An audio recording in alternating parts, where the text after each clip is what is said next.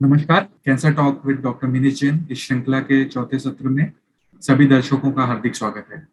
हम जूम और फेसबुक पर लाइव हैं, जहां दर्शक अपने सवाल हमसे पूछ सकते हैं। आज का हमारा विषय है पैनक्रियाटिक कैंसर। हम जानेंगे कि पैनक्रियाटिक कैंसर क्या होता है, उसके कारण क्या हैं और उसके बारे में हमें क्या क्या जानकारियां होनी चाहिए। और इन सभी विषय पर चर्चा करने के लिए आज हमारे साथ मौजूद हैं मशहूर ऑन्कोलॉजिस्ट डॉक्टर मिनीश जैन, जो कि डायरेक्टर मेडिकल ऑन्कोलॉजी हैं रूबी हॉल क्लिनिक पुणे में। सर, आपका बहुत बहुत स्वागत है और शुक्रिया हमसे जुड़ने के लिए। धन्यवाद। रूबी हॉल के अलावा doctor Minish Jain KEM hospital, Pune hospital, Jahangir hospital और नोबल हॉस्पिटल से भी जुड़े हुए हैं। चलिए शुरू करते हैं आज का कार्यक्रम। और मेरा पहला क्वेश्चन सर आपसे यही है कि अग्न्याशय या पैनक्रियास ये क्या होता है और शरीर में इसका क्या काम है। पैनक्रियाज एक बहुत इंपॉर्टेंट ऑर्गन है हमारे बॉडी के सेंट्रल यानी स्टमक के नीचे। उसके जैसे हमारा डिओडिनम होता है उसके बीच में एक पियर शेप्ड यानी फिश शेप्ड ऐसा फ्लैट स्पॉन्जी 6 इंचेस का ऑर्गन है जो करीब करीब हमारे राइट से लेफ्ट जाता है। राइट में उसका हेड होता है, फिर बॉडी होता है, फिर टेल होता है। तो इस तरह से पैनक्रियाज बहुत इंपॉर्टेंट है, डाइजेस्टिव रोल प्ले करता है। इसमें दो कंपोनेंट होते हैं, एक एक्सोक्राइन कंपोनेंट जिसमें कि हमारे सारे डाइजेस्टिव एंजाइम्स जो होते हैं वो सिक्रेट होते हैं। 95% जो पैनक्रियाज है वो ये होता है। जैसे कि उसमें फिर हमारे जैसे ऑर्गन्स में से अमाइलेज है, काइमोट्रिप्सिन है, ट्रिप्सिन है और लाइपेज है। तो ये लाइपेज फैट को मेटाबोलाइज करता है और ट्रिप्सिन काइमोट्रिप्सिन प्रोटीन को और अमाइलेज कार्बोहाइड्रेट को मेटाबोलाइज करता है। तो ये एक्सोक्राइन फंक्शन है। जैसे ही हम खाते हैं तो तुरंत बॉडी में सिग्नलिंग हो जाता है और पता चल जाता है कि कौन सा कितना आया है, फैट, कार्बोहाइड्रेट्स और हमारे उसमें कितना मात्रा है प्रोटीन की और कितना लगने वाला है। तो पैनक्रियाज ये एक बहुत इंटेलिजेंट ऑर्गन है जो इस सब काम करना शुरू कर देता है, तैयार करके पूरा रेडी रखता है। और जैसे ही हमारा वो होता है तो वो आके पैनक्रेटिक डक्ट के वहां आके खड़ा हो जाता है। डाइजेशन होके जैसे नीचे आता है खाना, तो वो वहां से पैनक्रेटिक डक्ट में से जूसेस आगे निकलते हैं और आगे से बाइल आता है। और बाइल डक्ट और पैनक्रेटिक डक्ट मिलके फिर वो एक एम्पल ऑफ वाटर के वहां पर रिलीज करते हैं, जो कि डिओडिनम यानी स्टमक के बाद में का पार्ट के अंदर वो डाइजेशन शुरू होता है।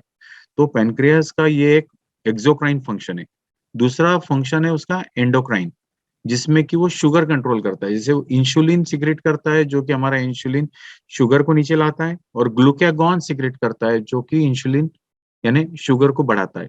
तो ये दोनों चीज शुगर का बैलेंस बहुत सही मात्रा में रखते हैं। इसका गड़बड़ होने से डायबिटीज, हमको सबको पता है, we are capital in the world.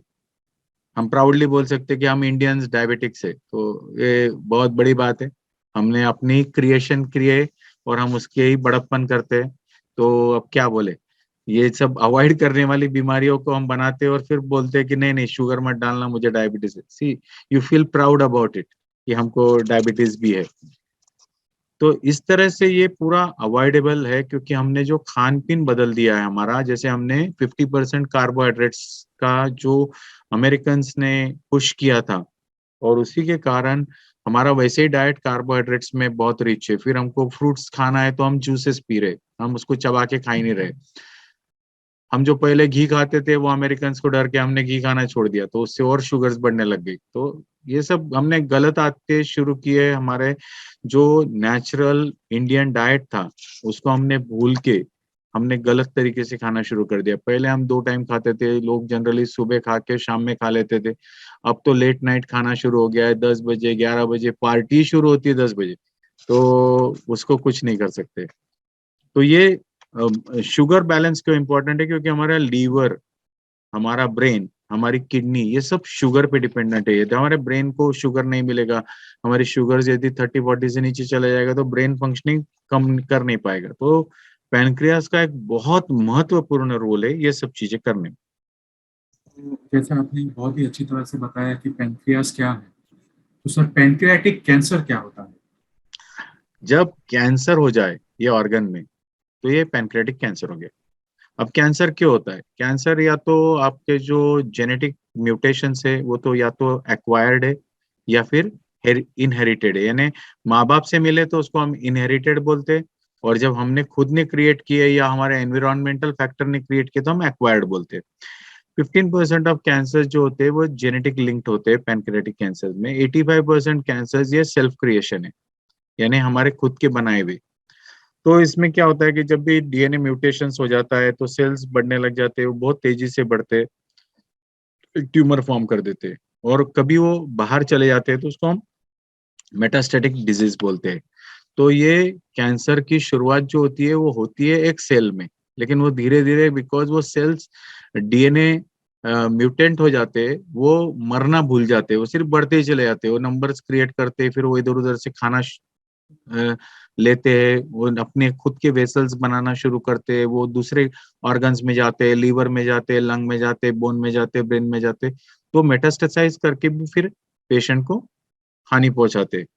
तो ये आपको यदि ये समझना है तो इसमें जेनेटिक जो कैंसर्स है वो एक 6 प्रकार के जेनेटिक लिंक सिंड्रोम्स है, जो कि अभी हम फिलहाल उसके बारे में डिस्कस नहीं करेंगे। लेकिन ब्राका 1 एंड 2 एक बहुत इंपॉर्टेंट जेनेटिक म्यूटेशन से जो हम आगे बात करेंगे, वो उसमें बहुत बड़ा मेजर रोल प्ले करता है, ब्राका 1 एंड 2, जो ब्रेस्ट कैंसर, ओवेरियन कैंसर से भी लिंक्ड है। जो दूसरे जेनेटिक कैंसर्स है वो हम बात करते हैं, वो भी है प्यूर्स-जोगर, लिंच सिंड्रोम जो ब्राका से रिलेटेड है, और मोल मेलानोमा सिंड्रोम्स है, और इस तरह से अलग सिंड्रोम्स है। इसमें होता है 2 टाइप का डिजीजेस। बेसिकली एक होते हैं बिनाइन ट्यूमर्स। पैनक्रियाटिक कैंसर्स में कुछ ट्यूमर्स बिनाइन होते हैं जो कैंसर नहीं होते, तो वो ट्यूमर क्या जगह पे बढ़ते हैं, वो सिर्फ प्रेशर क्रिएट करते हैं, वो ज्यादा फैलते नहीं है। जो मैलिग्नेंट ट्यूमर्स होते हैं वो और जगह पे फैल सकते हैं, इसीलिए वो डेंजरस होते हैं। कभी कभी जो लोकलाइज ट्यूमर्स भी होते हैं बिनाइन, उनको भी जल्दी निकालना जरूरी होता है, नहीं तो उसमें काफी पैनक्रियास बड़ा होने के बाद में पैनक्रियास को भी सैक्रिफाइस करना पड़ता है। इसमें जो मैलिग्नेंट ट्यूमर्स होते हैं, इसमें हम स्टेजिंग करते हैं, वो स्टेजिंग बहुत इंपॉर्टेंट होती है। स्टेज 0 बोले तो कैंसर की जस्ट शुरुआत हुई है वो प्री कैंसर भी बोलते हैं, या फिर जस्ट सेल्स से कैंसर के। स्टेज 1 में वो 2 सेंटीमीटर से कम या 2 सेंटीमीटर से ज्यादा, लेकिन पेनक्रियाज में जब 2 सेंटीमीटर से कम है ना, तो वो कैंसर बहुत अर्ली स्टेज में पकड़ा गया, क्यूरेबल होता है। 2 सेंटीमीटर से जब बड़ा हो जाता है ना, तो उसका प्रोग्नोसिस खराब होना शुरू हो जाता है। तो वो एक इम्पॉर्टेंट चीज है कि हमने कैंसर को जो डिटेक्ट करना है, वो एक अर्ली स्टेज में डिटेक्ट करना बहुत जरूरी होता है। यदि हमारा कैंसर स्टेज 1 के आगे गया, यानी पैनक्रियास के बाहर चला गया, तो वो लिम्फ नोड में गया या नहीं गया, वो एक इम्पॉर्टेंट चीज होती है। उस पे से पता चलता है वो कितना। ये सब फर्स्ट स्टेज, सेकंड स्टेज में आप कैंसर को ऑपरेट करके क्योर कर सकते हो। जब वो आजू बाजू के वेसल्स के अंदर घुस जाता है, तो वहां पर मुश्किलें शुरू हो जाती है, जैसे कि स्टेज 3 के अंदर होता है।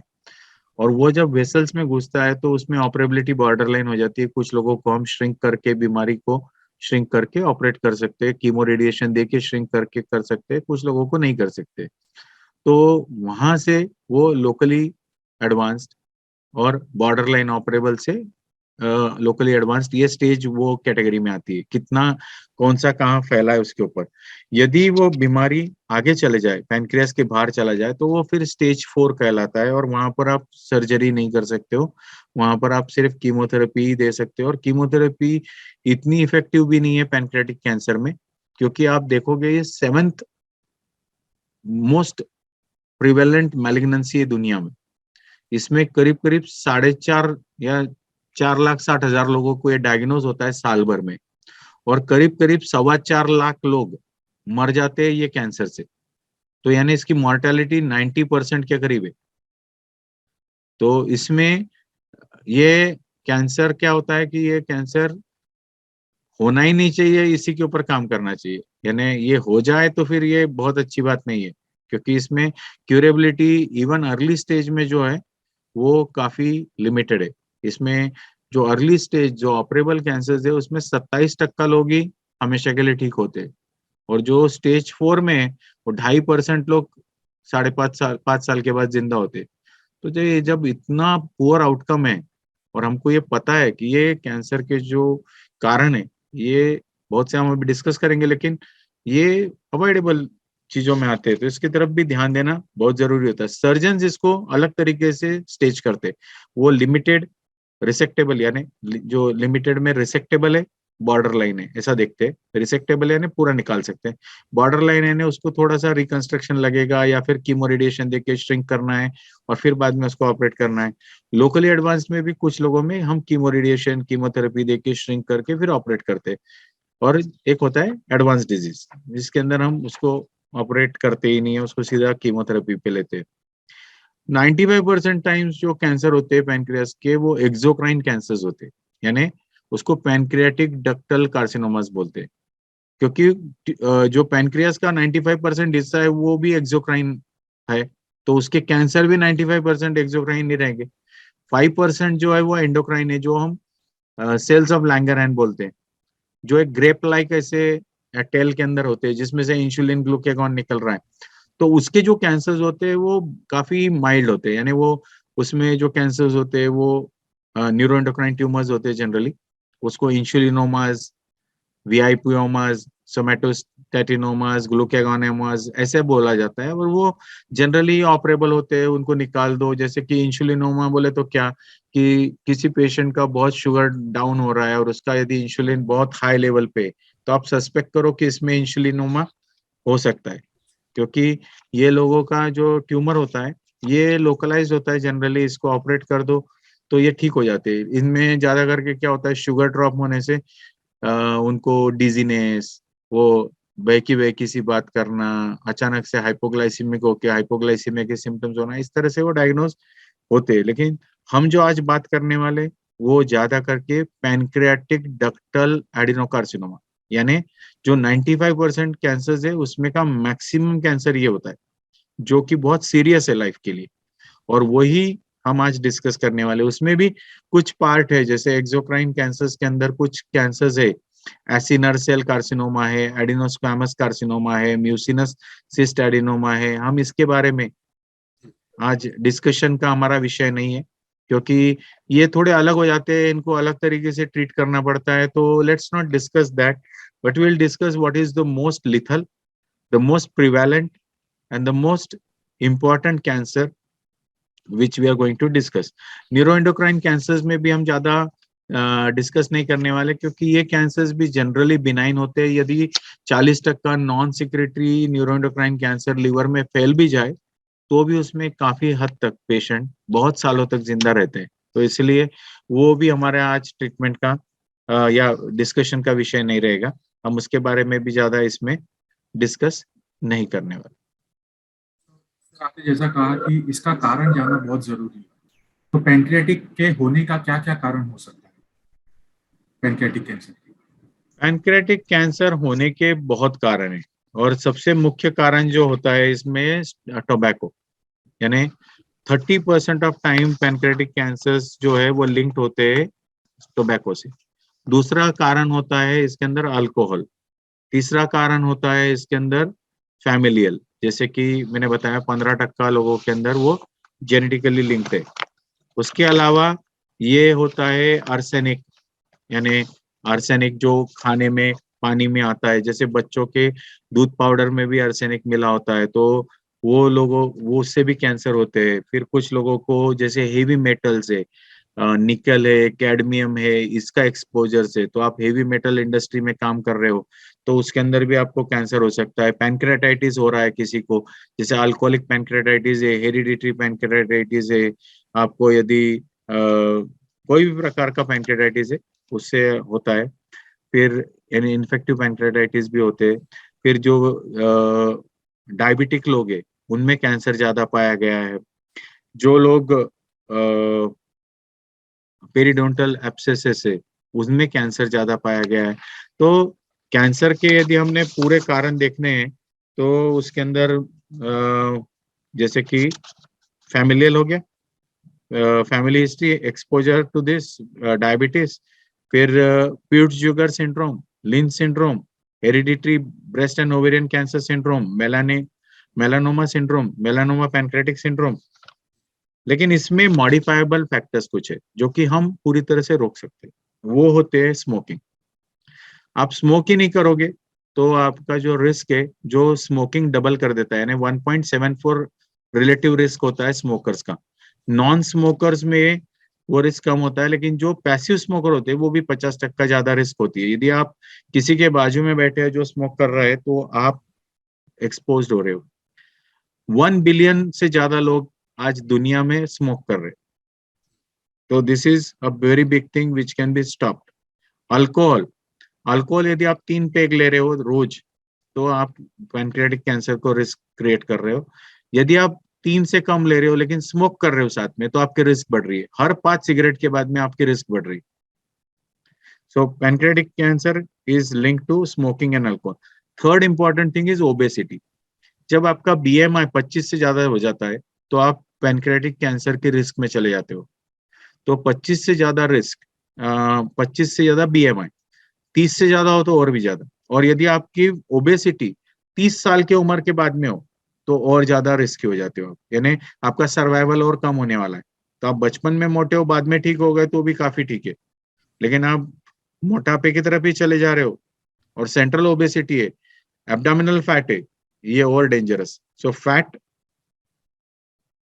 ये, और वो डायबिटीज का भी कारण होता है, ओबेसिटी है, सिडेंट्री लाइफस्टाइल है, तो ये भी हमारे अवॉइडेबल फैक्टर्स है। डाइट, यदि आप रेड मीट खा रहे हो, उसको यदि आप कुक करने का तरीका आपका फास्ट हीटिंग है, यदि आपने उसके अंदर से प्रोसेस्ड मीट यूज किया है, उसको नाइट्राइट्स, नाइट्रोसामाइंस, ये सब उसमें होते हैं, वो कैंसर क्रिएट करते हैं। आप यदि फ्रूट्स खाते हो, तो आपकी 38% रिस्क कम होती है। आप नट्स खाते हो, तो आपका कैंसर रिस्क कम होता है। तो आप क्या खाते हो, कैसे पकाते हो, ये भी इंपॉर्टेंट है। फिर हमारे एक्सपोजर टू टॉक्सिक एजेंट्स, वो हम अवॉइड कर सकते हैं। यदि हम कहीं काम कर रहे हैं, तो यदि निकल, कैडमियम, ये आर्सेनिक आप एक्सपोजर से, तो आपको वो कम करना इजी है, यानी आप उसके प्रिकॉशंस लो काम करते वक्त में, तो ये अवॉइड कर सकते हो।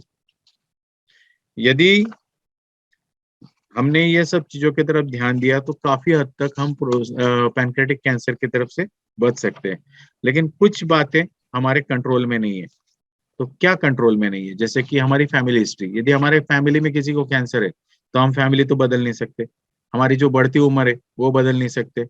हमारी एथनिसिटी है, यदि हम कोई पर्टिकुलर एरिया को बिलोंग करते हैं, एशियंस आर सेफ, एशियंस को कम होता है, लेकिन जैसे कि यूरोपियंस में आइसलैंडर्स है, डच है, तो इनको ज्यादा है।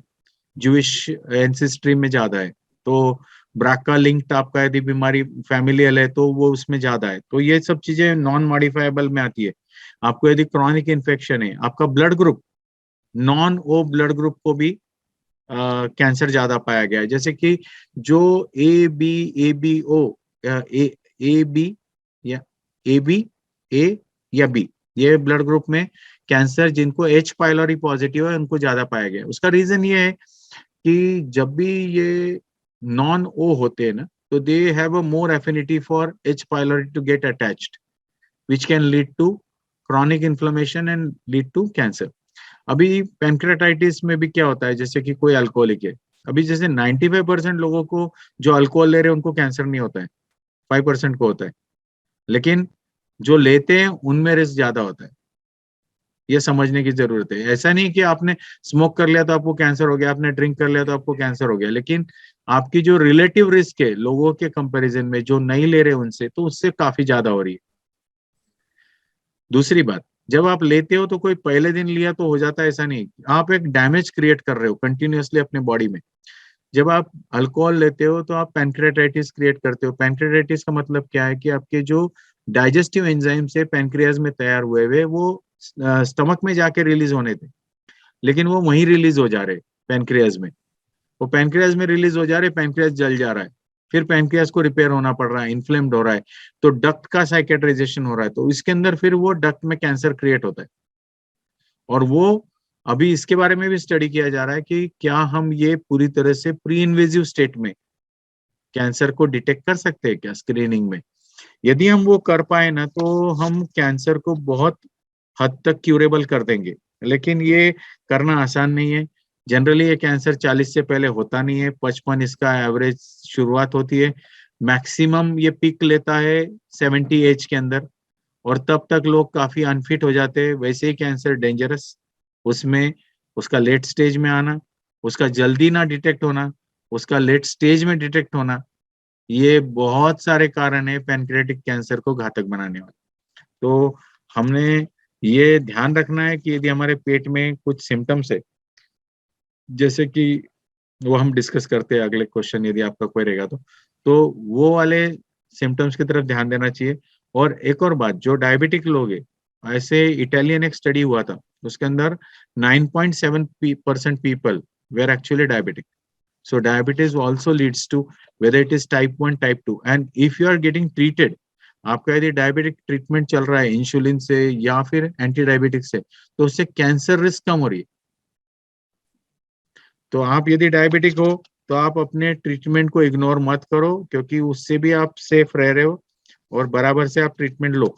यदि आपके घर में किसी को कैंसर है तो आपकी रिस्क बढ़ रही है। यदि एक पर्सन को है तो आपकी रिस्क करीब करीब यानी 10% तक बढ़ जाती है। यदि आपकी घर में फर्स्ट डिग्री रिलेटिव है तो एक्चुअली 9 फोल्ड जनरल पॉपुलेशन से बढ़ती है। और यदि आपके घर में 2 लोग हैं तो 32 फोल्ड यानी उतना गुना वो बढ़ता है आपके रिस्क। और यदि आपके 50 साल से कम उम्र वाले लोग हैं आपके घर में तो वो रिस्क और बढ़ती है। तो इसमें काफी सारे यानी स्पेशली हम जो जीन्स चेक करते हैं 15 जीन्स है जिसको हम चेक करते हैं, लेकिन सबसे इंपॉर्टेंट होते हैं BRCA1, BRCA2, ये एक इंपॉर्टेंट है। फिर हेरिडिटरी पैनक्रेटाइटिस का एक जीन है जो कि एक इंपॉर्टेंट जीन है, क्योंकि उन लोगों में 70% लोगों में कम उम्र में यानी 40 से उनको स्क्रीन करना पड़ता है, उनके कम उम्र में उनको कैंसर हो जाता है। उसको बोलते हैं PRSS1। तो ये एक जीन होता है। फिर ऐसे कई सारे जीन्स है, यानी वो हम उसके बारे में डिटेल्स में नहीं बात करेंगे। PALB2A, CDK4, CDK2N2A और फिर STKI-N1, ऐसे जीन्स है, 15 जीन्स है, उसके बारे में हम बात नहीं करेंगे। लेकिन ये जीन्स जानना जरूरी है, क्योंकि यदि ये आपके अंदर है और यदि आपके अंदर ऐसी कोई चीज है आपके फैमिली में, तो बाकी लोगों का स्क्रीनिंग उस हिसाब से जल्दी करना जरूरी हो जाता है। काफी अच्छा चीज बताया सर ने, हमारे लिए भी आई ओपनर था ये।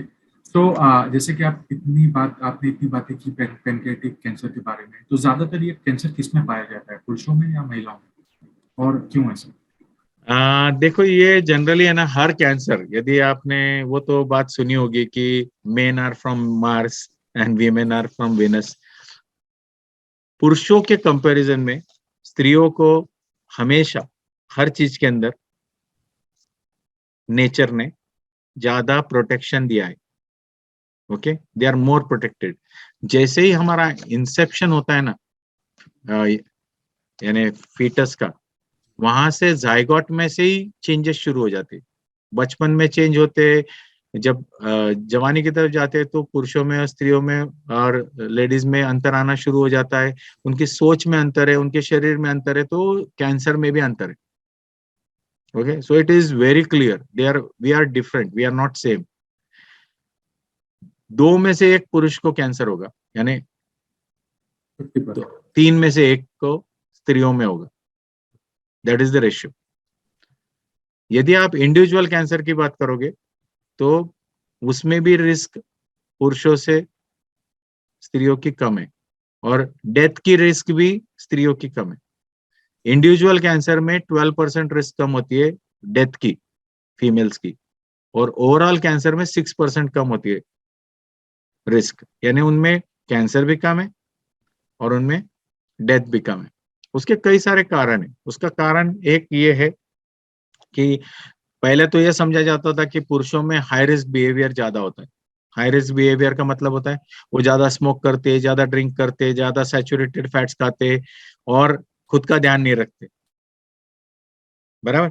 तो ये एक कारण माना जाता था। लेकिन जब महिलाएं, ladies, they started going to work और वो भी स्मोक करना चालू कर दिए, वो भी ड्रिंक करना चालू कर दिए, जो कि अभी प्रमाण ऐसा दिख रहा है कि पुरुष जो है स्मोकिंग कम कर रहे दुनिया में, और ladies are going toward smoking and drinking मोर।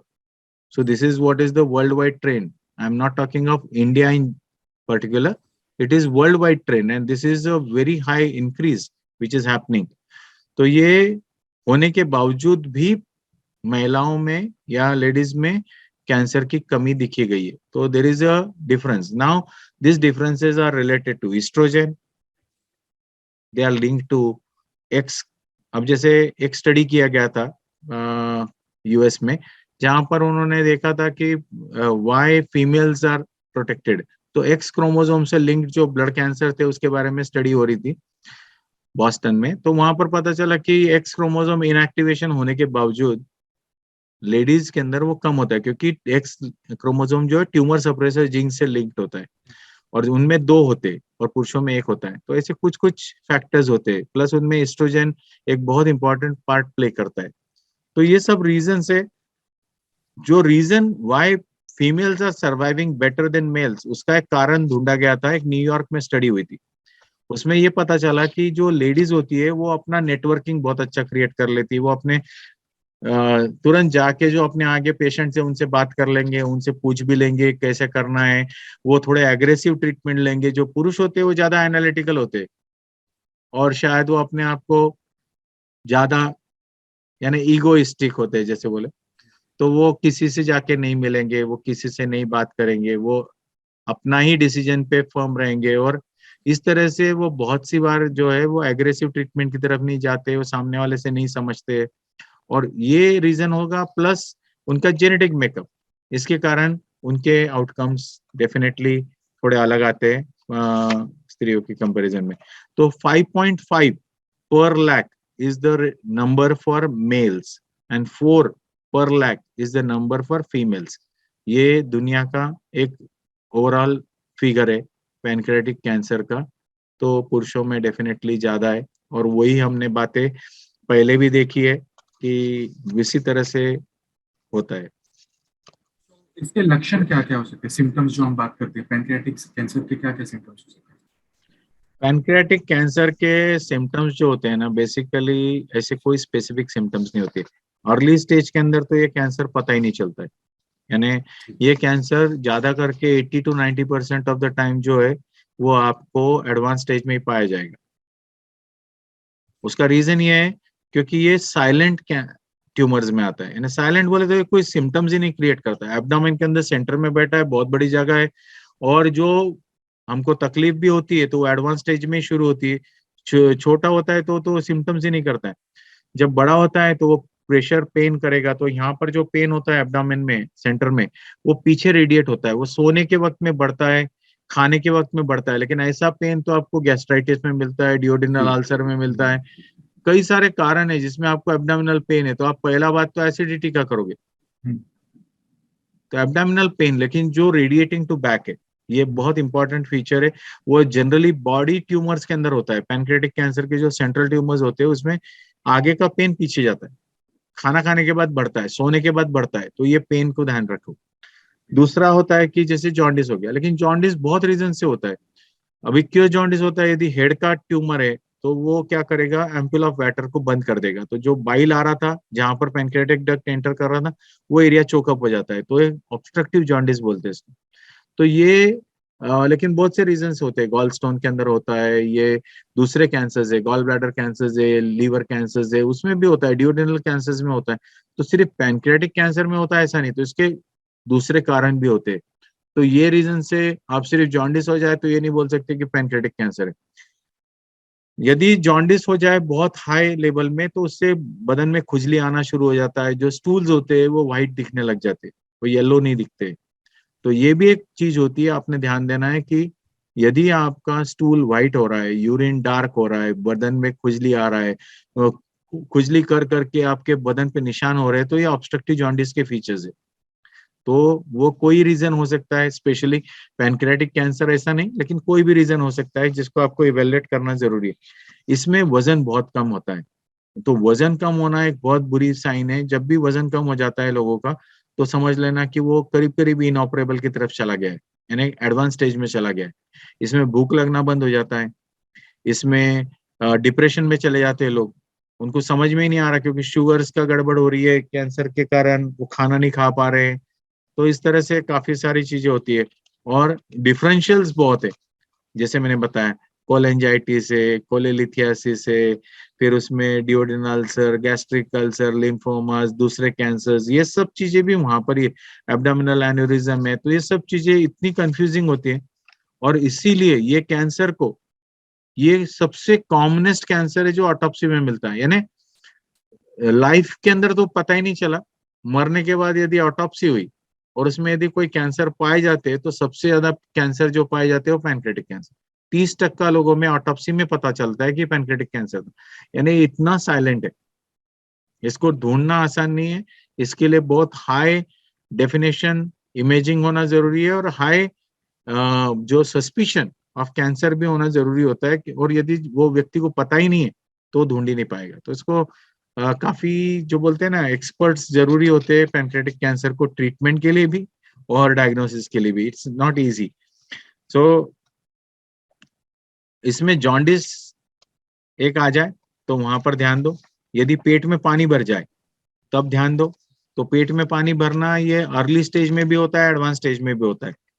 फिर यदि आपका डाइजेशन नहीं हो रहा है, आपको ऐसा लग रहा है गैस ही बन रही है बहुत, तो ये भी एक रीजन होता है। कोई लोगों को डायरिया हो जाता है, जैसे कि उनका यदि सिक्रीशन सही नहीं हो रहा है लाइपेज का, तो उनके जो स्टूल्स होते हैं ना वो ऐसे फ्लोट करते, वो फाउल स्मेलिंग होते, गैसी होते, पेट में हमेशा फूला फूलापन लगना, ये सब पैनक्रियास के डिसफंक्शन के फीचर्स होते हैं। तो ये भी सब चीजें पेशेंट्स में आ सकती है।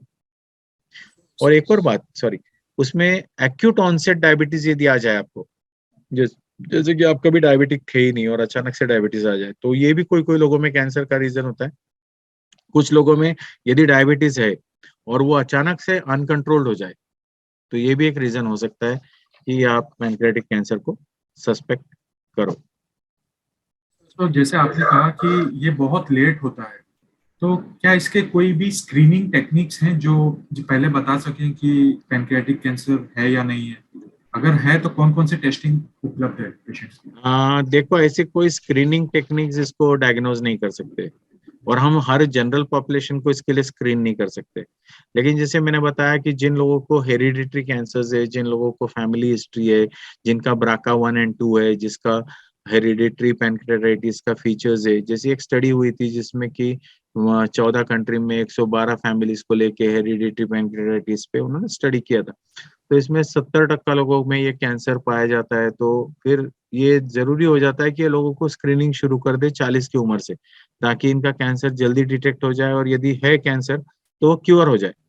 इसको बड़े स्टेज में, मेटास्टेटिक स्टेज में, एडवांस स्टेज में देखने में मतलब नहीं है, क्योंकि यदि 10 में से 7 को होने वाला है तो आप उसको बेटर स्क्रीन करो।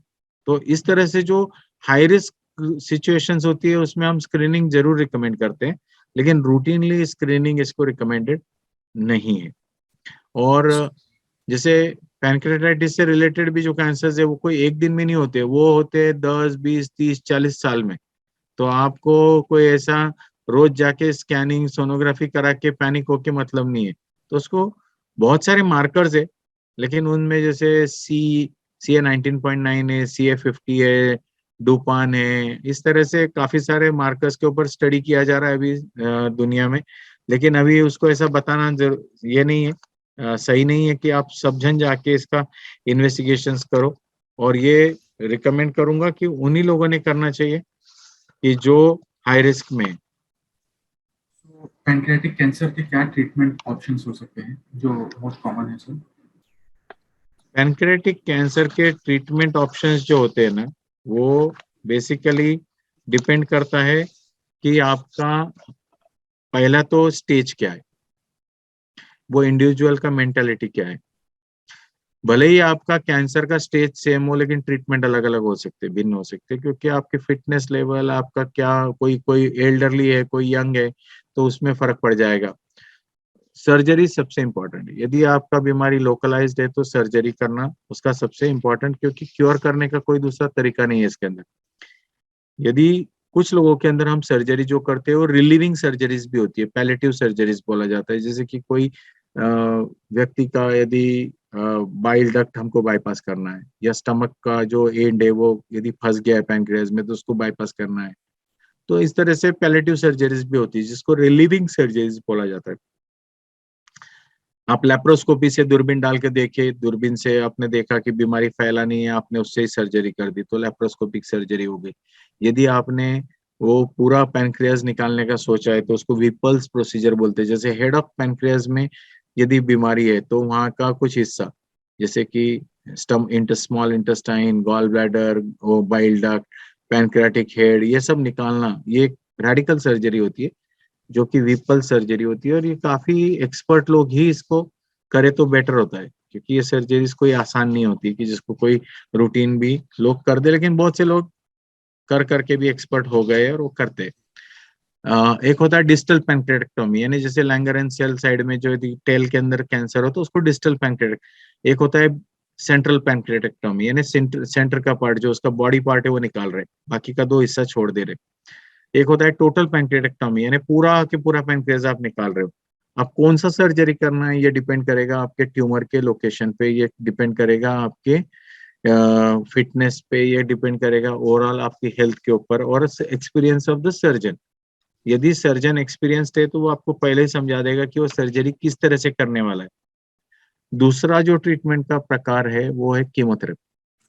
जैसे कि यदि मैंने बताया 80 to 90% ऑफ कैंसर्स ये लोकली एडवांस स्टेज में या मेटास्टेटिक स्टेज में ही पाए जाते हैं, तो सर्जरी करने का ऑप्शन तो बहुत कम लोगों में है। तो आपको कुछ ना कुछ करके या तो कीमोथेरेपी या रेडिएशन एंड कीमोथेरेपी देना पड़ेगा। तो कीमोथेरेपी के बारे में यह है कि यदि आप सर्जरी करने से पहले कीमोथेरेपी दे रहे हो तो उसको बोलते हैं न्यू एडजुवेंट कीमोथेरेपी, या आप कीमोथेरेपी और रेडिएशन दे रहे हो सर्जरी से पहले तो उसको बोलते हैं न्यू एडजुवेंट कीमो रेडिएशन। तो जब आप सर्जरी करने के बाद कीमोथेरेपी दे रहे हो तो उसको बोलते हैं एडजुवेंट कीमोथेरेपी।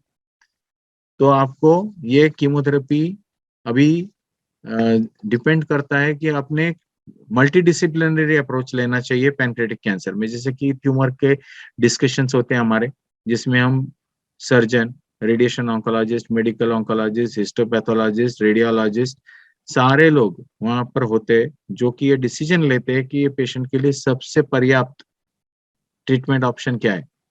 यदि हमको लगता है कि इसका पहले हमको सिर्फ कीमो देना है और श्रिंक करके बाद में कीमो रेडिएशन देना है, या डायरेक्टली कीमो रेडिएशन पे लेना है, तो वो प्लानिंग स्टार्टिंग में किया जाता है। रेडिएशन ये तीसरा मोडालिटी होता है जो कि एक एक्सटर्नल सोर्स से आप एनर्जी बीम्स को लीनियर एक्सेलरेटर के थ्रू उसको डायरेक्ट करते हो, और वो कंटिन्यूस दिया जाता है 5 दिन हफ्ते में, 2 से 5 हफ्ते तक।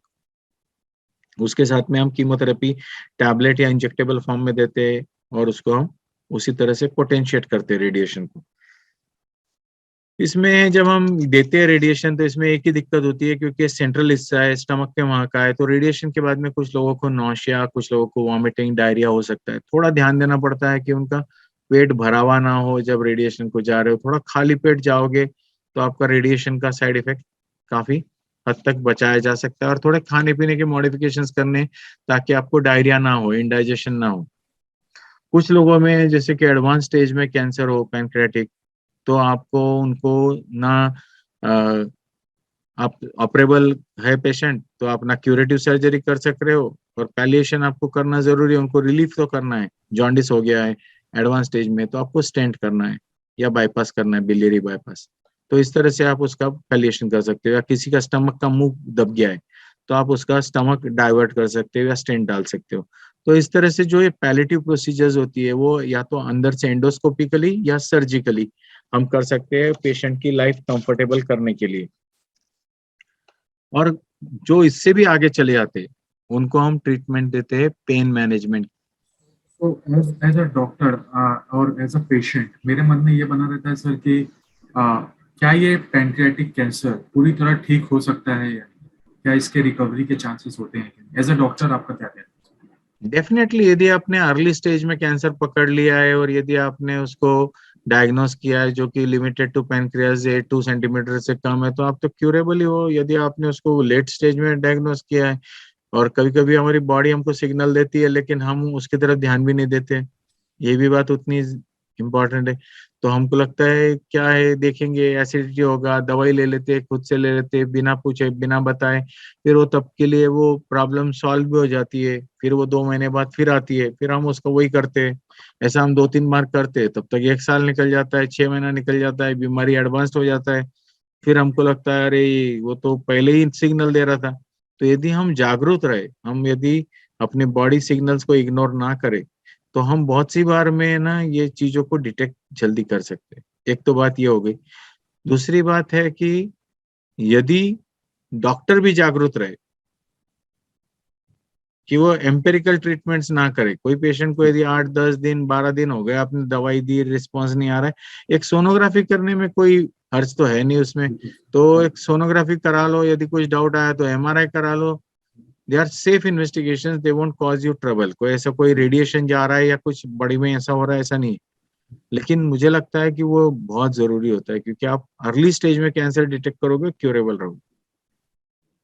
Last question sir, pancreatic cancer के बाद का जीवन कैसा होता है? किन किन चीजों का ध्यान एक पेशेंट को रखना पड़ता देखो, कोई भी कैंसर के बाद में जीवन वो सही नहीं होता है, या तो बहुत अच्छा होता है। है जी?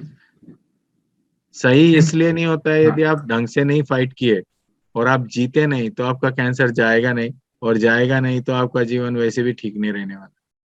और यदि आप जीत लिए, तो आपका मॉरल हाई रहेगा, और आपके अंदर पूरा उत्साह आ जाएगा कि सेकंड इनिंग्स को बहुत अच्छी तरह से जीवन में अभी ध्यान देके, जो कि हमने पहले कभी दिया ही नहीं खुद की तरफ ध्यान, तो अभी हम कोशिश करें कि पूरी तरह से अपनी तरफ ध्यान दिया जाए।